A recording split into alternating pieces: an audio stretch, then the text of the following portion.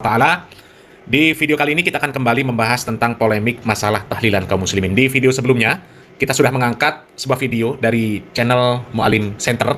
Ya, boleh silakan cek di channel Al Mu'alim Center, di mana di sana dikatakan bahwa ada 5 ormas Islam yang sudah sepakat bahwa tahlilan, yasinan, kematian itu bid'ah yang dilarang. Ya. Dan 5 ormas yang disebutkan oleh channel Al Mu'alim Center yang sudah sepakat, sudah setuju ya tentang dilarangnya yasinan dan tahlilan kematian, itu diantaranya Ormas Muhammadiyah, kemudian Persis, kemudian MTA, kemudian LDII, dan satu lagi ya, katanya Ormas Salafi Wahabi. Padahal nggak ada Ormas Salafi, Ormas Wahabi itu nggak ada. Bahkan sebutan Wahabi itu asalnya dari mana nggak jelas ya. Dan kembali kami tekankan bahwa sebenarnya nggak penting pengakuan dari ormas manapun, nggak penting. Ya. Yang penting itu sebenarnya adalah kaum muslimin. Ya, bagaimana kita mengetahui apakah ritual yasinan dan tahlilan kematian tersebut ya berasal dari tuntunan syariat Islam atau tidak, berasal dari Nabi Muhammad SAW dan para sahabat apa tidak. Itu yang penting. Jadi meskipun seandainya seluruh ormas sepakat bahwa itu disyariatkan, bahkan hukumnya sunnah atau wajib, ya. Tapi kalau syariat Islam tidak mengajarkan, Nabi Muhammad SAW tidak mengerjakan, tidak memerintahkan, tidak mencontohkan, padahal Nabi Muhammad SAW dan para sahabat mampu untuk melaksanakan, tidak ada satupun penghalang bagi mereka seandainya mereka mau mengamalkan, artinya itu tetap bukan bagian dari syariat Islam. Meskipun seluruh ormas menyatakan itu syariat Islam. Karena panduan kita di dalam menjalankan agama Islam ini, ya Al-Quran dan Sunnah. Al-Quran dan Sunnah yang difahami, yang diamalkan oleh Nabi Muhammad SAW dan para sahabat radhiyallahu anhum ajma'in. Bukan yang difahami oleh akal dan hawa nafsu, tapi yang difahami oleh Nabi Muhammad SAW dan para sahabat. Karena pemahaman mereka dibimbing oleh wahyu, bukan hawa nafsu. Ya, jadi sekali lagi, seandainya seluruh ormas setuju bahwa itu disyariatkan, akan tetapi ternyata tidak berasal dari Nabi dan para sahabat, maka itu tetap bukan bagian dari syariat Islam. Dan kita kembali lagi kaum muslimin ya, di video dari Al Mu'alim Center itu disebutkan ada 5 ormas ya yang sudah sepakat bahwa tahlilan kematian itu sesuatu yang dilarang ya. Dan yang tidak sepakat atau belum sepakat itu hanya ormas NU saja. Klaimnya seperti itu kaum muslimin. Tapi ternyata berdasarkan data dan fakta, ada seorang tokoh dari Aswaja sendiri, dari Ormas NU. Jelas Ormas NU orang ini kaum muslimin ya. Dan orang ini bergelar doktor. Dan doktor ini mengungkapkan fakta bahwa awal-awal berdirinya Ormas NU itu melarang tahlilan. Itu kaum muslimin. Faktanya seperti itu. Coba kita simak videonya. Ustaz, ini ada dikirim ke saya. Ada tahlilan versi atau hukum tahlilan versi NU tahun 1926 itu katanya makruh, bahkan 3 hari 7 hari itu bid'ah. Apa benar? Wah, ini sensitif ya, sensitif. Tapi saya harus katakan juga jangan ada yang merasa tersinggung, saya juga tidak mencela. Memang NU awal, kan saya meneliti Basuma Said, dokter saya kan Basuma Said, jadi saya agak ngerti ya tentang Basuma Said sejak tahun dari 1926 sampai 1999 itu yang saya teliti. Memang awal-awal NU dulu, terutama di era Mbah Hashim, itu ya seperti itu. Ikut Imam Syafi'i lebih kuat dibanding 3 mazhab lain. Dulu itu, jadi NU itu lebih cenderung mazhab Syafi'i begitu. Nah, Imam Syafi'i kan berpendapat bahwa hadiah pahala tidak nyampe. Yang nyampe siapa sih? Yang pendapat nyampe itu Imam Abu Hanifah dan Imam Ahmad bin Hanbal. Nah, Imam Malik mauquf, abstain, abstain. Jadi Imam Syafi'i memang berpendapat tidak nyampe. Tidak boleh. Itu yang diikuti awal-awal NU tahun 2006 apalagi 2006 ya, tahun 1926. Memang iya, ada rekamannya, ada rekam jejaknya, ada dokumennya, dan saya punya dokumen Basuma Said sejak 1926 sampai 1999 saya punya. Iya memang, bahkan 3 hari 7 hari 4 hari. Tapi yang namanya hukum harus seperti itu. Begitu kemudian melonggar, melihat pergaulan masyarakat, kemudian melonggar. Rujukannya tetap I'anatul Talibin. Bayangkan, kitab I'anatul Talibin pada awalnya digunakan untuk merujuk. Tidak boleh, hadiah pahala tidak boleh, selamatan itu.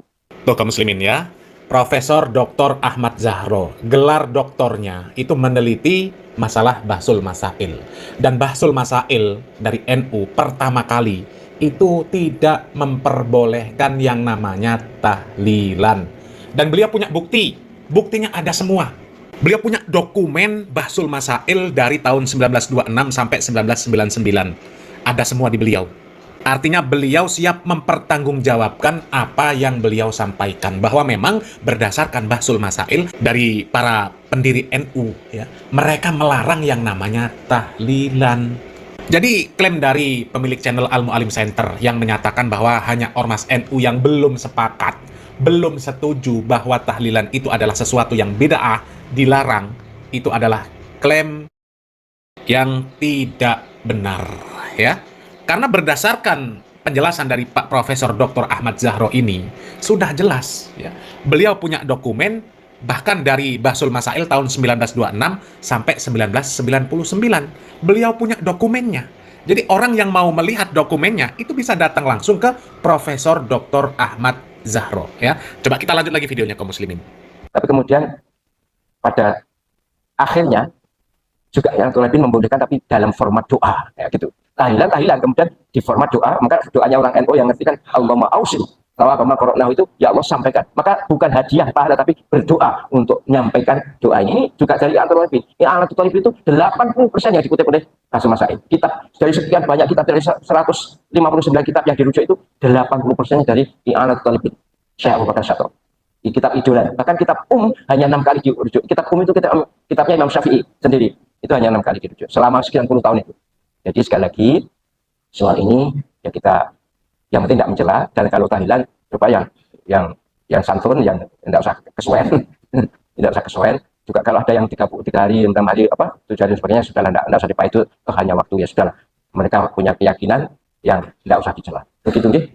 Sekali lagi, yang mau tahlil monggo, yang tidak mau tahlil monggo, asal tidak saling mencela. Nah, kaum muslimin, betul kaum muslimin ya. Tidak boleh mencela. Yang ikut tahlilan yang monggo, yang nggak ikut tahlilan yang monggo. Tapi tetap orang yang menyatakan bahwa tahlilan itu tidak disyariatkan, mereka berhak menjelaskan kepada kaum muslimin bahwa itu tidak disyariatkan. Yang mau menjelaskan kepada kaum muslimin bahwa itu disyariatkan juga silakan. Ya, biarkan kaum muslimin menilai ya, mana penjelasan yang lebih sesuai dengan Al-Qur'an dan Sunnah dan mana yang tidak. Ya. Dan sekali lagi kaum muslimin kami jelaskan, masalah seperti ini masalah ibadah, bukan masalah perkara-perkara dunia.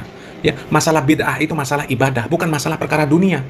Karena ada orang-orang yang mereka ketika mendengarkan penjelasan tentang bab bid'ah, mereka membawanya kepada hal-hal duniawi.